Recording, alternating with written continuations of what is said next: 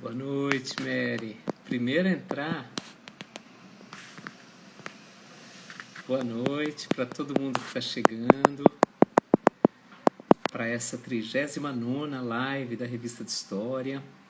Hoje, tendo como convidado o Martinho, nosso colega no Departamento de História.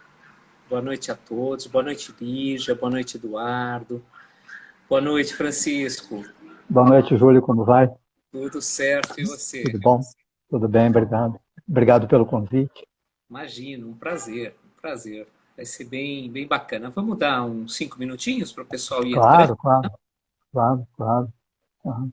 Boa noite, Eduardo, de volta aqui para as lives. Boa noite, Fabíola, que foi nossa entrevistada outro dia. Boa noite para todo mundo que está chegando a essa 39ª entrevista da Revista de História, nesse período de pandemia.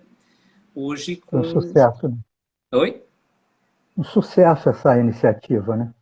Nossa, foi por acaso, né, Francisco? Foi por acaso, que bom que deu certo.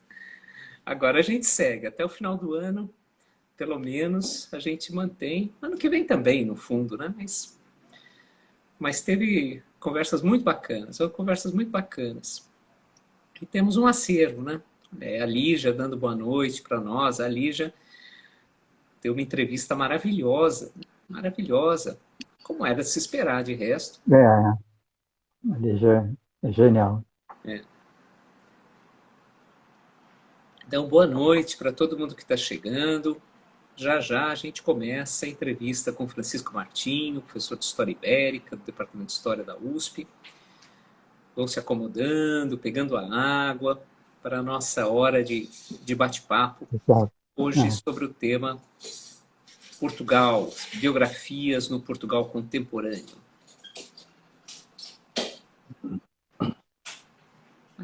Mais 3 minutinhos e a gente toca o nosso barco. Começa a conversar. A flâmula do Fluminense está aí mesmo, né? Você não mudou de ideia. Jamais. E você não reparou uma coisa. Quem protege a flâmula, quem segura a flâmula.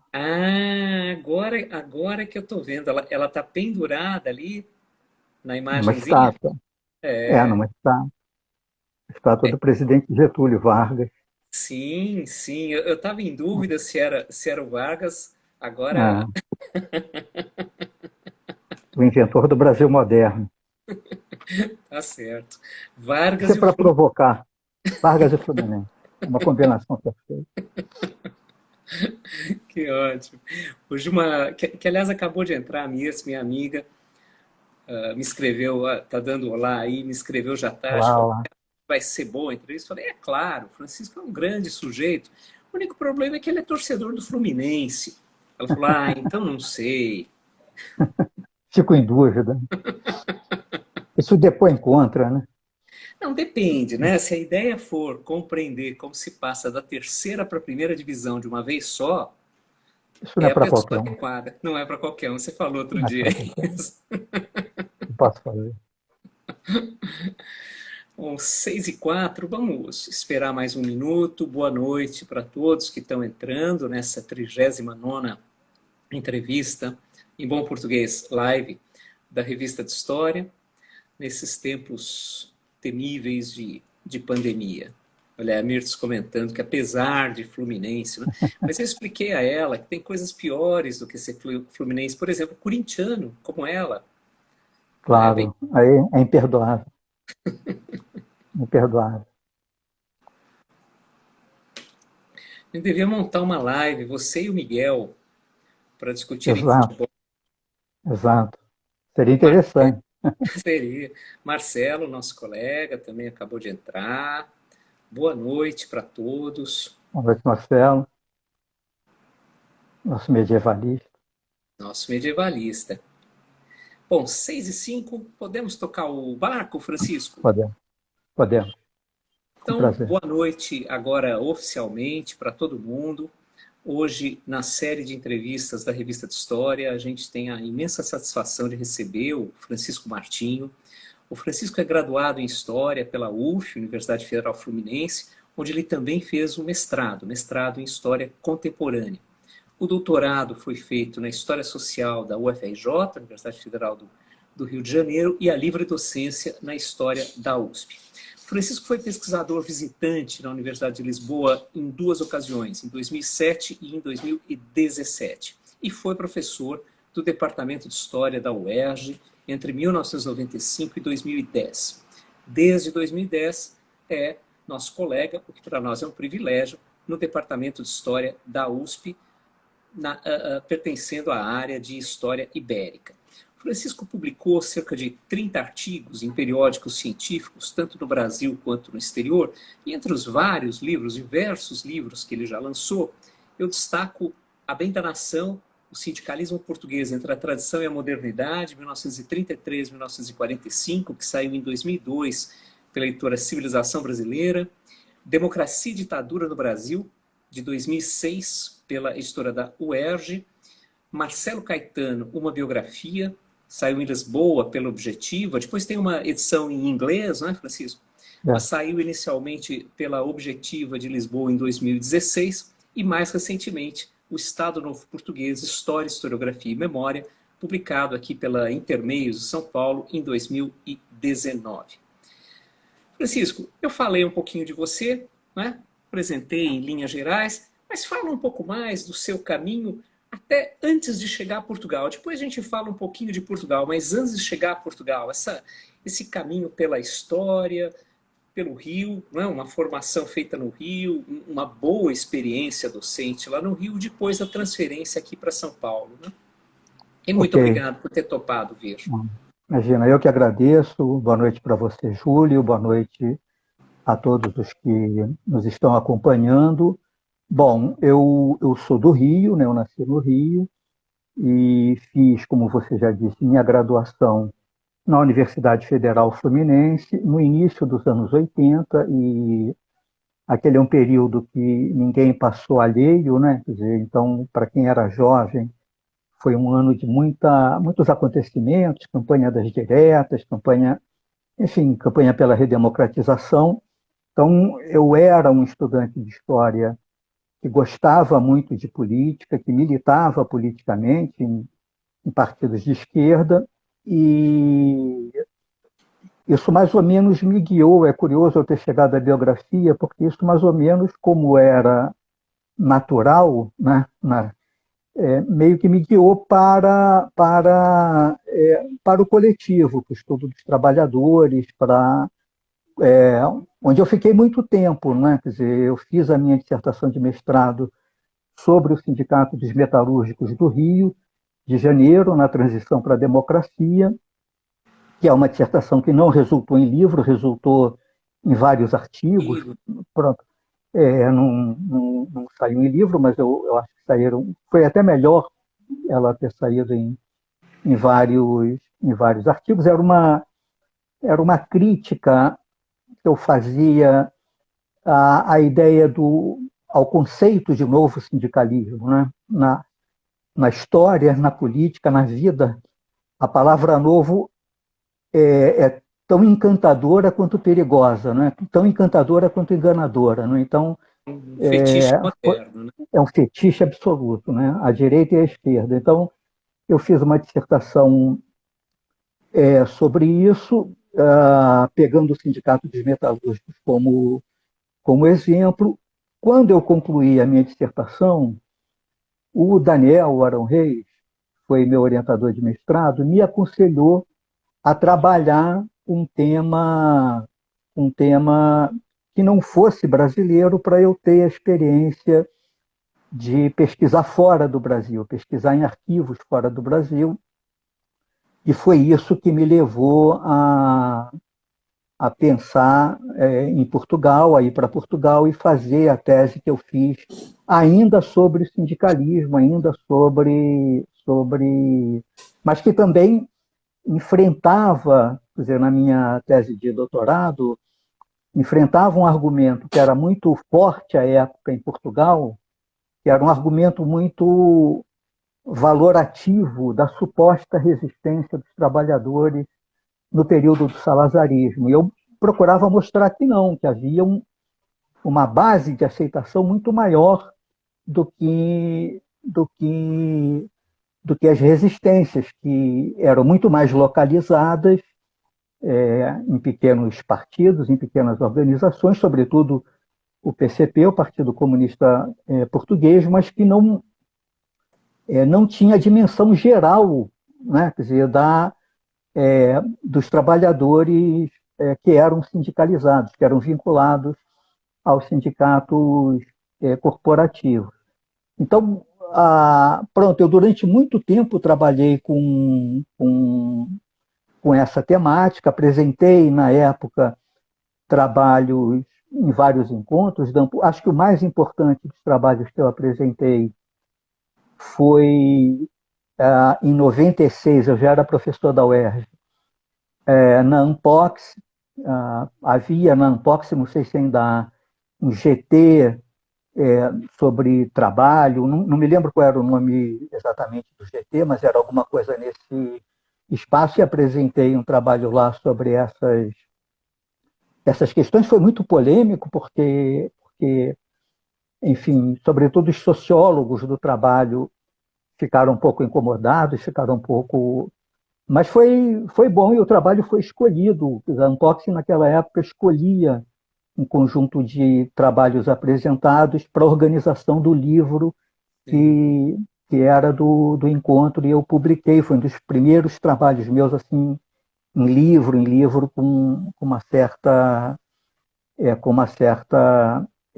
importância, né? Então, durante esse período eu continuei em pesquisas sobre o mundo do trabalho, até eu entrar para o doutorado, e isso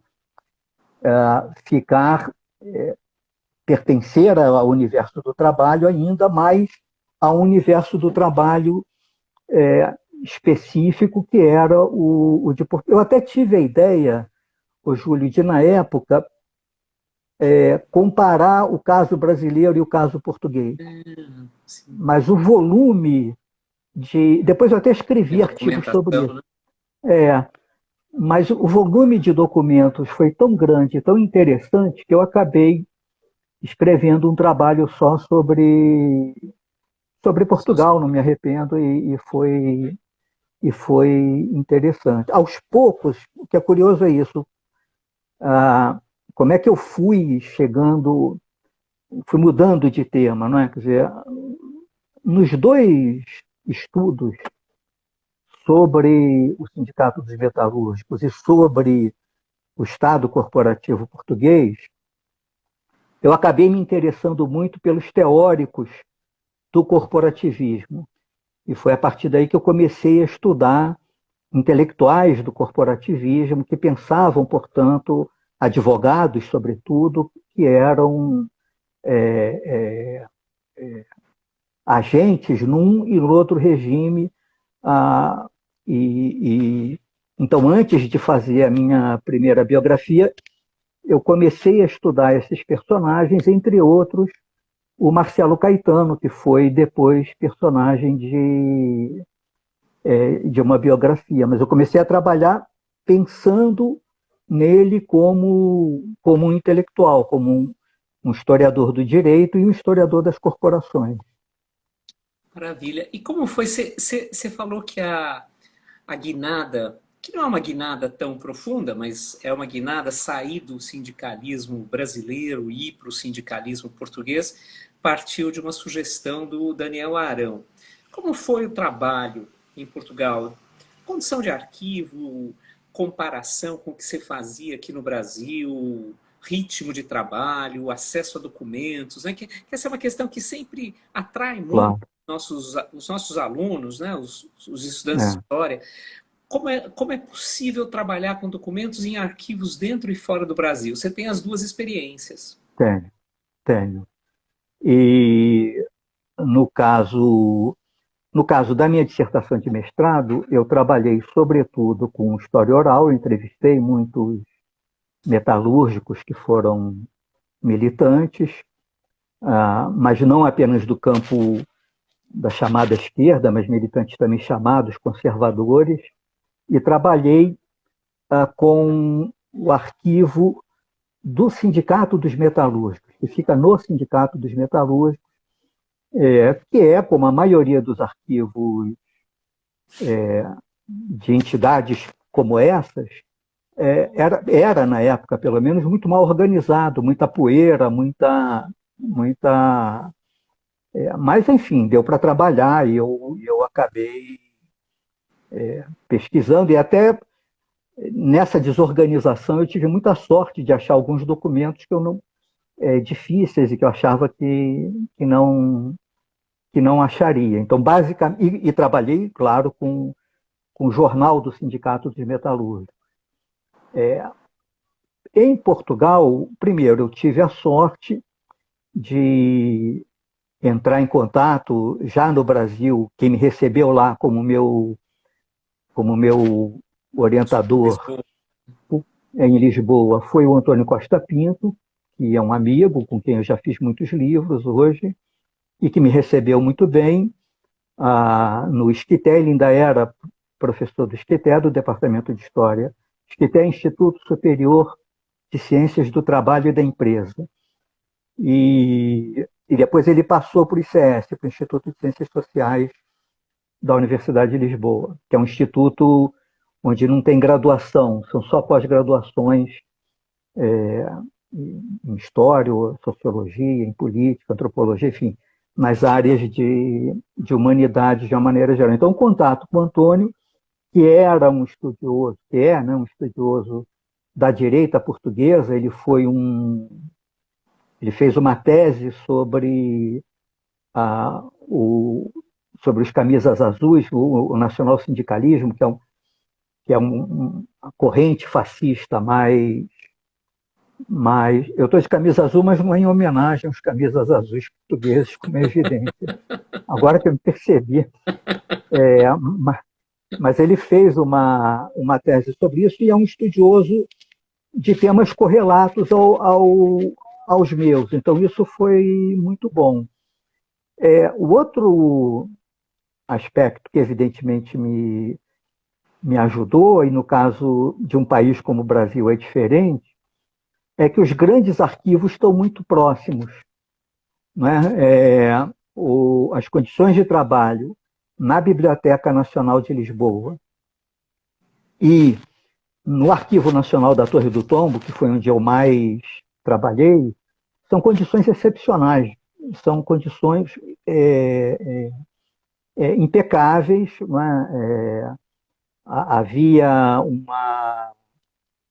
uma fonte de documentação muito bem organizada e com a qual eu bati um pouco cabeça no início, até que uma pesquisadora já falecida, a Fátima Patriarca, que era uma estudiosa do movimento sindical português, me indicou exatamente onde, que era nos arquivos do Ministério do Interior, onde eu encontrei uma gama de documentos sobre comportamento de trabalhadores muito grande, e depois também consegui uma documentação muito rica no arquivo do Ministério do Trabalho e Emprego, que é que herdou, né, o material do antigo Sindicato das Corporações, né, do Sindicato das Corporações, do Instituto Nacional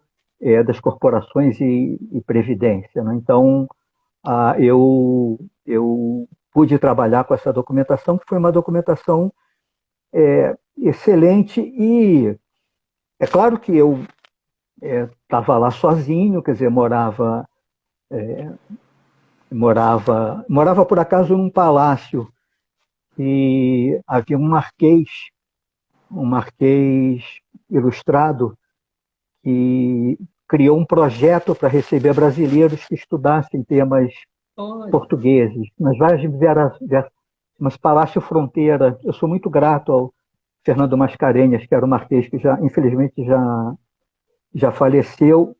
Agora, para quem vai para o exterior trabalhar, o ritmo é muito melhor, né, Júlio? Porque você não tem família, você não tem filho, você, não é? Quer dizer, por mais que você tenha amigos e vai aos copos, né, como é evidente, mas isso não é a tua rotina. Então eu tinha uma rotina de trabalho muito boa, muito disciplinada. Passei 6 meses lá. Passei primeiro em 96, 2 meses, em janeiro e fevereiro, e depois em 97 eu passei 6 meses, de janeiro ao final de junho daquele ano, e foi quando eu trouxe, de fato, o grosso da documentação e pude redigir a tese no Brasil. Eu já trabalhava, então eu não tinha uma vida só dedicada, eu já era professor da UERJ.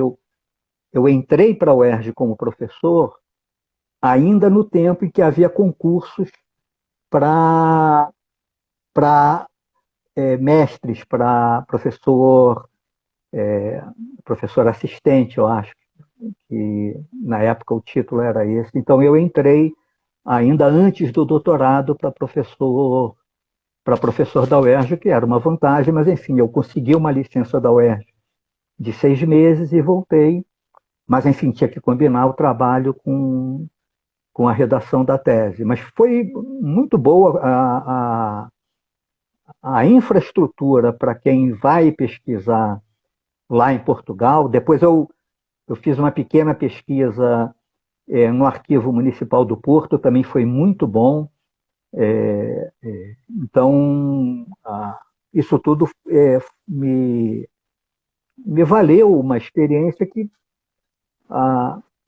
trouxe consequências para a minha vida muito grandes. Quer dizer, já tem mais de 20 anos, e hoje eu tenho uma relação com historiadores portugueses e de fora, porque através desses colegas portugueses eu obtive contato com muitos historiadores europeus, Sim. espanhóis, italianos, franceses, que trabalham com essa temática do corporativismo, do pensamento conservador, né? Quer dizer, que são temas com os quais eu me mantenho preocupado até hoje. Né? É, é Foi mais ou importante. menos essa Oh, trajetória. desculpe. Não, não, Pois não. desculpe. Não, não, Não, pode é falar. importante o relato, né, tanto para marcar a circunstância, as condições de trabalho nos arquivos, etc., como para destacar dois aspectos que você levantou. O da construção de uma disciplina, que é fundamental na pesquisa, não? Uma regularidade, um É. trabalho que não tem horário determinado externamente, então a gente tem que desenvolver essa disciplina, e a constituição dessa rede, não é? Esse conjunto de conexões com pesquisadores que trabalham, que caminham por terrenos semelhantes. Né? E você comentou também já, Francisco, que a biografia derivou dos seus estudos, trabalhar com biografia derivou dos seus estudos sobre o pensamento corporativista, não? O pensamento do corporativismo, sobretudo advogados. Mas por que exatamente a biografia? Você poderia, por exemplo, ter se especializado em história intelectual, né? Poderia É. ter ficado restrito à análise dos discursos ou à construção de uma retórica favorável ao corporativismo, coisa do tipo. O que te atraiu na biografia propriamente dita? Muitos colegas meus trabalham assim, né, com a análise do pensamento autoritário, com as redes, né, porque esses pensadores autoritários, nos anos 30, tinham muitos contatos fora dos seus respectivos países. A atração pela biografia, de certa forma, ela vem um pouco antes. Há dois momentos em que eu acho que me marcaram muito o pensar o biográfico e que depois resultaram na escolha do Marcelo Caetano. O primeiro deles foi quando eu era presidente da ANPU do Rio, e eu fui vice-presidente da ANPU do Rio, a presidenta teve um problema de saúde, eu assumi a presidência. E o tema daquele encontro foi História e Biografia. Então, naquele encontro, as conferências dos professores convidados, nós fizemos uma série de conferências ao longo da semana inteira, 4 ou 5 conferências, foram muito interessantes, sobretudo a conferência do professor Guilherme Pereira das Neves, que foi meu professor na graduação na Universidade Federal Fluminense, que é uma conferência intitulada História e Historiografia das Biografias. Aquela participação do Guilherme, que foi, aliás, meu professor no meu primeiro semestre de graduação, professor de Introdução aos Estudos Históricos, foi muito, muito importante para mim, né? Depois teve uma experiência também como ainda professor da UERJ. Na UERJ eu ministrava uma disciplina que era obrigatória para os cursos de Ciências Sociais. Uma disciplina conservadora, enfim, hoje acho que era uma disciplina intitulada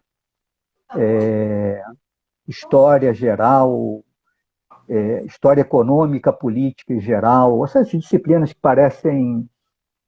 enfim, eu meio que desobedecia, criava o meu próprio programa, mas um dia, para uns alunos de Sociologia, eu, falando da Primeira Guerra, falei do tiro que mudou a história do século XX, do tiro do Francisco Gavrilo, que matou o Francisco Ferdinando. E os meus alunos falaram: professor, você acha que um tiro muda a história? Já estava tudo definido, já estava tudo encaminhado para a guerra, não é um tiro de uma pessoa que vai mudar a história. E eu tentava convencê-los de que existe o indivíduo na história, né? Quer dizer, que a história... E eles me acharam um conservador, um professor que conta as histórias Os grandes personagens. Dos grandes personagens da história, dos grandes fatos e tal. Então, aquilo ficou muito marcado comigo, assim, quer dizer, como eu te falei, eu tive uma experiência militante muito grande, mas a partir de um determinado momento, enfim, eu passei, sobretudo, a não usar mais o marxismo como instrumental de análise, ou pelo menos usar muito menos, né? Então já havia muitos textos que apontavam para isso, para a importância do fato, do acontecimento, né? Para a importância do indivíduo na história, né? Aquele indivíduo não é um mero resultado da conjuntura ou da circunstância, não é? Então, esse tipo de preocupação me fez pegar um personagem que ainda não tinha sido biografado e era o segundo homem da história do Estado Novo português. Foi o Marcelo Caetano quem substituiu o Salazar, né, no regime do Estado Novo, quando o Salazar ficou impossibilitado de continuar no governo. Então, e como ele era uma figura que eu já conhecia e tinha um trabalho que me interessava, que era esse de pensar as corporações, de pensar a forma de organização do Estado, eu fui me aproximando dessa personagem. No início, o espólio dele, do Marcelo Caetano, se encontra no Arquivo Nacional da Torre do Tombo, mas eu precisava, para consultar a documentação, que era uma documentação imensa, eu precisava indicar documento por documento. Nossa. E eles tinham que ser autorizados pela família do Marcelo Caetano. Então eu fiz isso, arrolei uma série de documentos. Foi um colega meu de lá, Pedro Aires de Oliveira, que é professor da Universidade Nova de Lisboa, quem me indicou o Caminho das Pedras, me deu o e-mail do filho do Marcelo Caetano, do Miguel Caetano, doutor Miguel Caetano, e ele, rapidamente, eu mandei um e-mail para ele, no dia seguinte já veio um e-mail para mim, com cópia para a Torre do Tombo, uma autorização, uma pessoa muito aberta, virou um amigo meu, inclusive, e foi a partir daí que eu pude trabalhar com o espólio dele, com as correspondências, com os pareceres que ele foi da Câmara Corporativa, então tinha muita documentação do Marcelo Caetano que eram para mim interessantes, né, quer dizer, foi a partir dali que eu comecei aí sim a me preocupar com uma literatura específica a respeito da história e da biografia.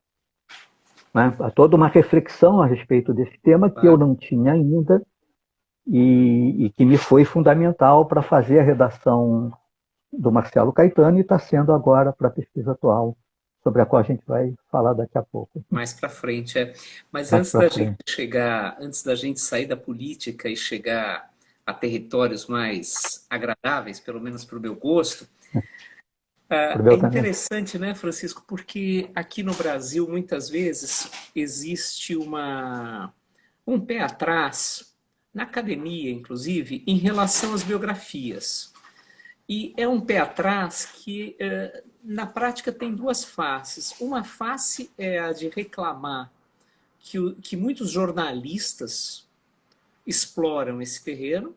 Nós temos muitas biografias escritas por jornalistas, e daí nós, historiadores, acadêmicos, apontamos a falta de rigor, etc., de algumas delas, não de todas, mas de algumas delas.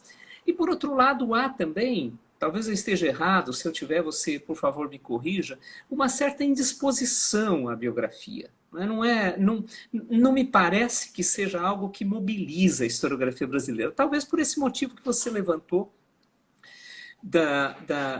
de colocar o indivíduo no segundo plano, né, e pensar sempre em termos do coletivo, do público, etc. Né?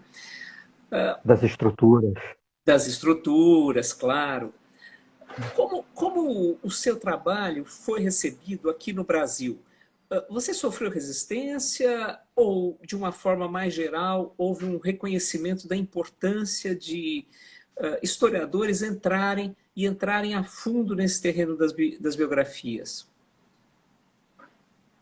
Com relação ao certo desprezo pelas biografias, o François Doss, naquele livro Desafio Biográfico, ele conta uma história que na França, em 84, por aí, 87, houve 2 congressos, um sobre o regime de Vichy e outro sobre a queda do Império Russo. E nesses 2 congressos não havia nenhuma comunicação nem sobre o czar da Rússia, nem sobre o Marechal Petain. Né? Então, essa é uma demonstração do quanto que na academia em geral, não apenas a brasileira, de que na academia em geral há um certo temor com relação ao... Não vou dizer um temor, talvez eu esteja sendo exagerado, mas um certo desprezo pelo tema. No meu caso, houve, por parte de alguns colegas, um não entendimento, né? Por que eu não continuo a estudar o Estado autoritário, é muito mais valioso, houve uma certa resistência nesse sentido, e houve um ou outro colega que estranhou o fato de eu estudar uma personagem de direita, como se uma personagem de direita não fosse merecedora, portanto, o que é uma visão muito estreita, porque ela parte, no fundo, da concepção de que eu só devo de que eu só devo biografar ou só devo pesquisar aquilo que me agrada, isso, ou personagens, ou fenômenos que nos agradam. Fosse isso, o Pierre Milizat não teria feito a biografia do Mussolini, Claro. o Ian Kershaw não teria feito a biografia do Hitler, e o Felipe Ribeiro de Menezes, que é, perdão, colega meu que é professor lá na Irlanda, não teria feito a biografia do Salazar. A história é feita para ser compreendida no limite das nossas possibilidades, porque também há muito tempo que eu abandonei já o desejo de compreender absolutamente os fenômenos da história, né? Entender um pouquinho já basta. E não há como você pensar a história do Estado Novo português sem falar do Marcelo Caetano. Quer dizer, aí das duas uma, ou você opta por falar que ele é apenas uma peça de engrenagem de uma estrutura de um Estado capitalista autoritário, para usar um jargão bem da minha época de graduação. Ou então, ele é um personagem que merece ser analisado nas suas idiosincrasias, nas suas peculiaridades, nas suas contradições, porque eu acho que a grande preocupação que o historiador biógrafo deve ter é com isso, é com a percepção de que nenhuma vida é coerente, nenhuma vida é retilínea, não é? Todos nós temos nossos momentos de incerteza, de alteração dos nossos valores. Então, portanto, o Marcelo Caetano, perdão, não necessariamente nasceu para ser o que ele era, e isso derivou de uma série de fatores, entre outros de escolhas individuais que ele fez ao corrente da vida dele, não é? Mas houve particularmente um colega, que não vou citar o nome, mas que foi muito duro com relação, um colega brasileiro, a escolha do Marcelo Caetano. Sei. Porque juntava dois erros, o de fazer uma biografia e de fazer uma biografia do Marcelo Caetano, né? Sei. Duas escolhas Equivocado. equivocadas, né? Talvez demonstrassem traços ideológicos meus não abonáveis, né? Subterrâneos que mais cedo ou mais tarde aflorariam a É, superfície. exatamente, E, exatamente. Francisco, você falava agora há pouco dessa documentação na Torre do Tombo, né, dos arquivos pessoais do Marcelo Caetano e do acesso, de como se deu o acesso a ela. Além desse material, com que mais você trabalhou? Ou você se concentrou essencialmente nos arquivos dele?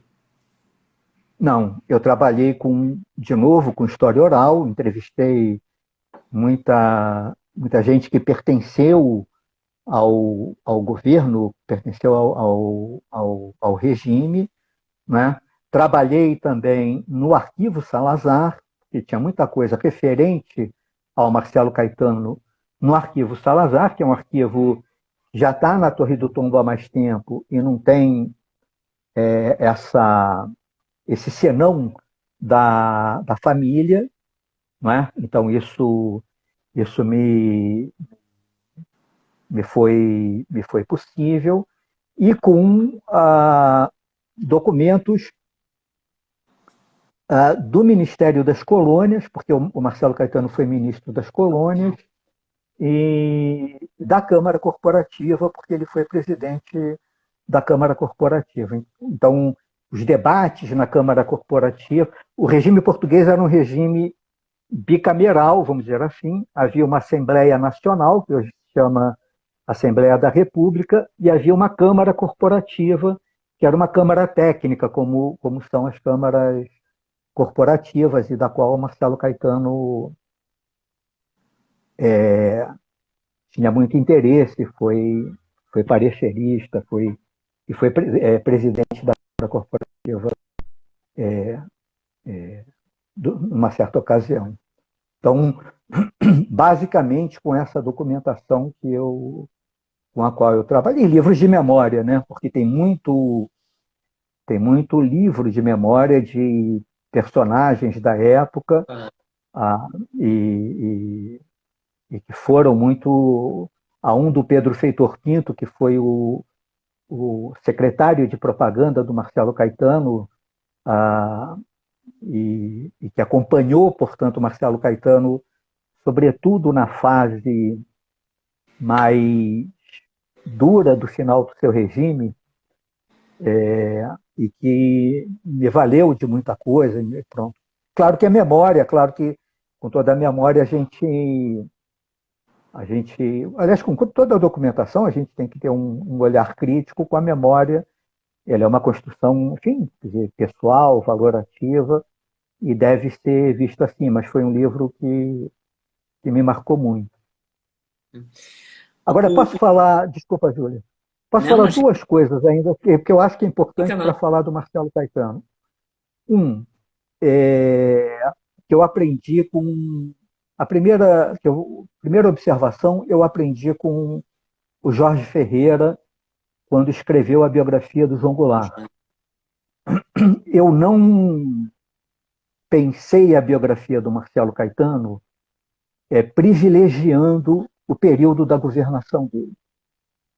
As biografias a respeito do João Goulart que foram feitas privilegiando a governação dele foram biografias preocupadas em julgar o João Goulart, né? Então, a vida do João Goulart se restringia quase que ao período ali entre 1961 e 1964 e as escolhas dele. Isso é um equívoco que eu acho que deve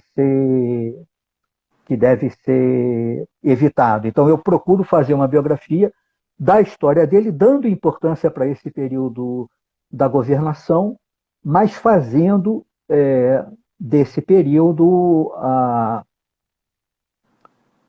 um período a mais da vida dele, não único. Quer dizer, até porque ele tem um passado que justificou a escolha dele como sucessor do Salazar. Né? Então, isso eu acho que deve ser dito. Né? E outro período também que quase ninguém estudou, e que é o meu último capítulo, é o período do exílio dele no Brasil, porque ele morreu no Brasil. Ele veio exilado em 74 e morreu em 1980 no Brasil. Né? Então, esse período, que é um período de muita correspondência dele com figuras do antigo regime que participaram e que valeu para mim muito a pena ter estudado essa época. É só para entender um pouco o desenho da minha biografia, porque eu acho que isso é importante, não é? Você ter a noção do conjunto. É uma escolha metodológica. Exato. Né? O Fábio Oliveira, assim como a nossa colega da PUC, Isilda, elogiaram o seu trabalho, e a Isilda também lhe pergunta aqui no chat sobre os desafios de trabalhar com a história da direita. Trabalhar com a história da direita, ou com personagem da direita, na verdade, você já tinha trabalhado um pouco também com a história da direita no sindicalismo, não é? Que você disse que havia, né, setores politicamente à direita. Coloca questões específicas, coloca desafios especiais? Coloca numa determinada dimensão.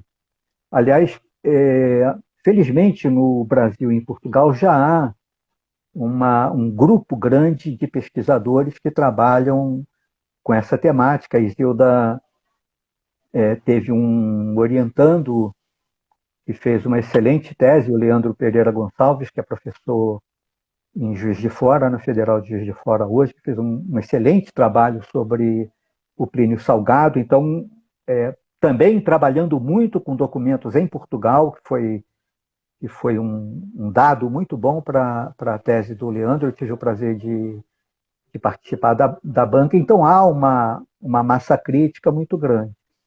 Há dois problemas. Um é o de não demonizar, de entender a direita, né? Quer dizer, como dizia o Isaiah Berlin, compreender não significa aceitar, né? Então, a escolha da direita tem um pouco essa dimensão, quer dizer, ela é um campo de pensamento forte desde o século XIX, não é um campo homogêneo, né? Quer dizer, há direitas e direitas, como há esquerdas e esquerdas, como nós sabemos, né? Então é um campo muito diverso. Então, num país onde a história e as ciências sociais, de uma maneira geral, é predominantemente de esquerda, trabalhar com a direita acaba sendo um desafio um pouco por isso, de trabalhar, mas sem fazer disso uma preocupação para estigmatizar o personagem, o sujeito, o objeto com o qual eu estou trabalhando. Outro, que eu acho que é maior no Brasil, talvez agora menos, os últimos acontecimentos, de uns 5 anos para cá, mas durante muito tempo havia uma construção de memória da direita que a tornava menos direita. Ninguém no Brasil se dizia direita, né? Então, muitos quadros, sobretudo da época da ditadura militar, não, nunca fui de direita, eu só era contra os exageros do João Goulart, que é montar uma outra, que é fazer uma ditadura. Desculpa Portanto, te interromper, mas o Maluf, Paulo Maluf, se declarava de centro-esquerda. pois para você ver como essas Para personagens deslocar. são. Coisa que há muitos anos, eu me lembro em Portugal, quando eu fui trabalhar lá as primeiras vezes, eu assistia, acompanhava as eleições, os debates partidários, aquelas coisas. Os partidos de direita se diziam de direita. Não, nós da Afinal, direita pretendemos. Não havia um acanhamento com relação, uma vergonha com relação a isso. Então, essa dimensão da direita ela é recente, né? Eu me lembro que a Ângela de Castro Gomes, quando foi minha professora na pós-graduação, na USP, ela falou uma coisa que era engraçada. Ela falou assim: olha, há muitos arquivos lá no CPDOC. Ela trabalhava no CPDOC da Fundação Getúlio Vargas. Ainda não há nenhuma tese sobre a Arena. Já havia teses antes do PT adquirir a importância que o PT teve, teses sobre o PT imensas, teses sobre o Partido Comunista Brasileiro imensas, sobre o Partido Trabalhista imensas, mas sobre a Arena, que foi o partido que, da governou o ditadura Brasil militar, 21 anos. esteve à frente do poder durante 20 anos, não havia, até o surgimento da tese da Lúcia Grinberg, não havia nenhum trabalho sobre a Arena. Então, felizmente, nesse campo já há na ANPU, já há nos encontros sempre GTs organizados sobre história da direita, como da biografia também. Há um avanço nesse sentido. Eu, no semestre passado, ministrei uma disciplina na pós-graduação sobre história e biografia. Eu pensei, vai ter 4 alunos. Eu tive 21 alunos, o que é um número representativo para Claro. um tema, né? Quer dizer, foi uma surpresa para mim esse volume, com trabalhos, achei, já corrigi, muito, muito interessantes, muito bons. Muito Bom, obrigado, Francisco, Isilda, pela pergunta. ah, ah, do Marcelo Caetano você foi para outro estudo biográfico de espécie bastante diferente. Fala um pouquinho para a gente dele. só não é diferente porque é uma personagem portuguesa também, É né? portuguesa. Eu não É, citei o nome para deixar eu você sei. É. a citação. Eu, agora é o meu projeto do CNPq, eu estou fazendo uma biografia da Amália Rodrigues, porque a Amália é uma personagem muito interessante em vários aspectos, né? Talvez no Brasil, na música, não tenha uma personagem como ela. Talvez tenha na Argentina com Gardel, na França com Edith Piaf, quer dizer, uma figura que é uma figura que nasceu para ser uma personagem banal, né? Quer dizer, banal no sentido do Rio, não tô Sim, sim. desqualificando, para ter uma vida comum, quer dizer, casaria, teria filhos, etc. Ah, ela mesma diz que foi um acaso ela ter sido cantora, gostava de cantar, mas nunca pensou nisso muito seriamente. E aos poucos ela se transforma numa personagem mais conhecida no mundo do que o Salazar, por exemplo, né? Quer dizer, ela é uma cantora com temporadas permanentes nos Estados Unidos, no Olympiá, que teve uma importância, no Olympiá de Paris, que teve uma importância singular para ela. Enfim, ela tem uma carreira muito, muito própria. Quer dizer, as pessoas poderão dizer, mas isso decorreu por conta do processo de modernização da indústria fonográfica em Portugal, enfim, o rádio, a ampliação do rádio, também foi. Mas por que foi ela que fez Claro. mais sucesso que as demais? Porque havia outras cantoras de fado, anteriores e posteriores a ela. Depois tem a história da personagem, né, que é uma personagem que quase não estudou, teve 4 anos na escola, aprendeu sozinha a falar inglês, e falava inglês aparentemente muito bem, que tinha uma vida muito autônoma e muito independente para uma mulher do seu tempo, na época do regime salazarista, que era um regime que tinha, vamos dizer assim, um ethos católico muito grande, portanto, ela é uma pessoa muito, nesse sentido, autônoma, que depois o acontecimento da Revolução dos Cravos foi trágico para ela, porque nos anos 60 havia uma máxima que dizia que o regime era sustentado por 3 Fs: fado, Fátima e futebol, né? Porque também era na época do Eusébio, Claro. da primeira grande seleção portuguesa, etc., e Fátima, por razões óbvias, né? Então o fado foi considerada uma canção conservadora, uma canção que convidava à resignação, convidava ao aceite, e então a Amália foi um pouco não, foi muito estigmatizada como uma personagem. Foi dito que ela era informante da PIDE, que é a polícia política do regime salazarista. Enfim, foi dito muita coisa a respeito dela, mas eu diria que a Amália era uma figura que prezava muito a sua individualidade.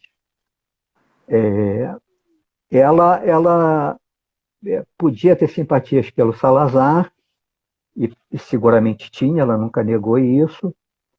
E ela fala, eu fui de uma família que disse que o Salazar veio aqui para implantar a ordem, que o país estava uma desordem, e isso a minha família falava e eu acreditei. Enfim, quando eu era criança achava ele bonito também, então isso marca as crianças e tal. Mas ela dava dinheiro para o Partido Comunista, escondida, e durante muitos anos. Essa é uma das razões maiores da mágoa dela, porque ela nunca disse isso publicamente. O Partido Comunista soube, e quando ela foi atacada no pós-25 de abril, o Partido Comunista nunca a defendeu, nunca falou, não, ela deu dinheiro para o partido. Isso só veio a público muito tempo depois. Uma das pessoas que sabia e que depois veio a público dizer e elogiar a Amália e falar que uma pessoa que é chamada pelo primeiro nome e todo mundo saber quem é porque é uma pessoa singular, mas que na época era interventor no Diário de Notícias de Lisboa e ficou calado, foi o José Saramago, né? O escritor Saramago. Na época não disse nada. Então, há alguns autores, alguns memorialistas da Amália dizem que o 25 de abril tornou-a mais conservadora do que ela era antes. Sim. Um pouco por conta daquela necessidade de um Estado doutrinador. Foi a época da chamada canção de intervenção, lá se chama canção de intervenção, que a gente chamaria aqui canção de protesto. E então, isso, embora tenha durado muito pouco, porque nesses momentos em que o mundo vira de ponta cabeça, os acontecimentos são muitos, mas também muito rápidos, né? Porque Portugal logo, mais ou menos, se reestabiliza a partir de 76, com as eleições, e tem o 25 de novembro de 75, que também apara, vamos dizer assim, o radicalismo mais sectário, e a Amália vai voltando, mas aquilo ficou para ela, aquilo foi uma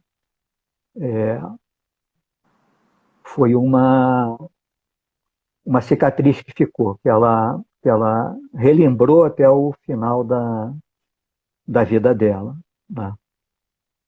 Isso é um tema que eu acho que é interessante, porque mostra o quanto que os estados que precisam de uma verdade são perigosos, né? Porque aquele que não abraça aquela verdade é necessariamente um traidor, né? É necessariamente um inimigo a ser batido, né? Seja qual tipo de Estado for, né? Quer dizer, islâmico, fascista, comunista, todos os Estados que precisam de uma verdade para chamar de sua, né? Exatamente. Francisco, nosso tempo está acabando. Caramba! A coisa passa Caramba! rápido. Esse é o problema, passa muito rápido Não, uma hora. eu sei. Mas eu conto que você volte aqui mais para frente para falar Eu dos vou... avanços da pesquisa, Tá, quando tiver o bom. livro, né, para a gente Sim, conversar, daí passar uma hora falando de fado. E até de você pode fado. cantar um pouco. Não, isso, se eu cantar, as pessoas que já têm algum preconceito contra o fado vão achar que o fado não é música que presta. Eu não canto nem no banheiro. Nem no banheiro. Então, sobre isso, não tem condições, Júlio. Tá bom. Só colocar Francisco, um disco da Malha para a gente ouvir, mas isso isso também é ponho aqui. bacana. Isso é legal. Isso é legal. Francisco, Júlio, obrigadíssimo. muito obrigado Eu que mesmo. agradeço. Uma delícia de entrevista. E a gente continua conversando por aí. E todos estão convidados para a nossa próxima entrevista da Revista de História, daqui a 15 dias, com o Norberto Guarinello, que vai falar da atualidade da história antiga, a história antiga no mundo contemporâneo. Francisco, de Excelente. novo, muito obrigado mesmo. Obrigado, Júlio. Um abraço a todos que ficaram me ouvindo aqui. Abraço, até logo, boa Obrigado, noite. Júlio. Tudo de bom. Obrigado a você.